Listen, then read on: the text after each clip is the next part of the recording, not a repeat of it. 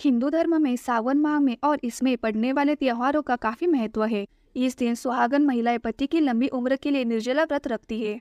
हरियाली तीज के दिन माता पार्वती और भगवान शिव जी की पूजा करने का विधान होता है। सुहागन महिलाओं के अलावा कुंवारी लड़कियां भी सुयोग्य वर कामना के साथ हरियाली तीज का व्रत रखती है। इस दिन महिलाएं 16 श्रृंगार करती है। इस दिन विधि विधान से पूजा करने के अलावा हरियाली तीज की कथा भी जरूर पढ़नी या सुननी चाहिए। तो चलिए इस वीडियो के माध्यम से जान लेते हैं हरियाली तीज की व्रत की कथा।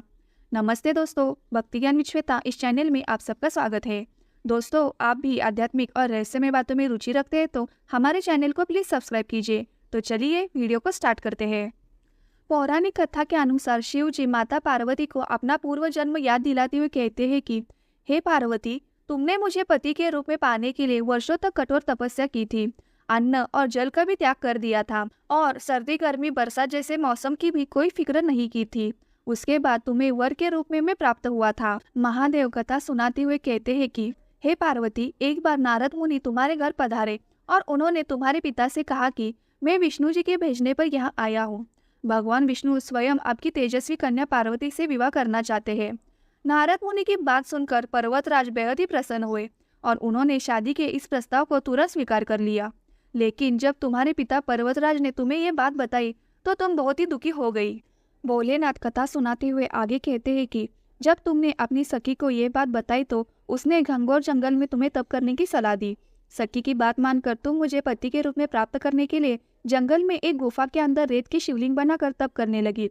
शिव जी माता पार्वती से आगे कहते हैं कि तुम्हारे पिता पर्वतराज ने तुम्हारी खोज में धरती और पाताल एक कर दिया था, लेकिन तुम्हें ढूंढ नहीं पाए। तुम गुफा में सच्चे मन से तप करने में लगी थी। सावन मास की शुक्ल पक्ष की तृतीया तिथि पर प्रसन्न होकर मैंने तुम्हें दर्शन दिए और तुम्हारी मनोकामना को पूरा करने का वचन देते हुए तुम्हें पत्नी के रूप में स्वीकार कर लिया। इसके बाद तुम्हारे पिता भी ढूंढते हुए गुफा तक पहुंच गए। तुमने अपने पिता से कहा कि मैं आपके साथ तभी चलूंगी जब आप मेरा विवाह शिव के साथ करवाएंगे। तुम्हारी हट के आगे पिता की एक न चली और उन्होंने ये विवाह करने के लिए हामी भर दी।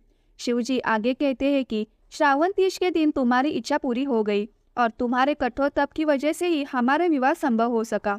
शिव जी ने कहा कि जो भी महिला श्रावणी तीज पर व्रत रखेगी, विधि विधान से पूजा करेगी, तुम्हारी इस कथा का पाठ सुनेगी या पढ़ेगी, उसके वैवाहिक जीवन के सारे संकट दूर होंगे और उसकी हर मनोकामना पूरी होगी।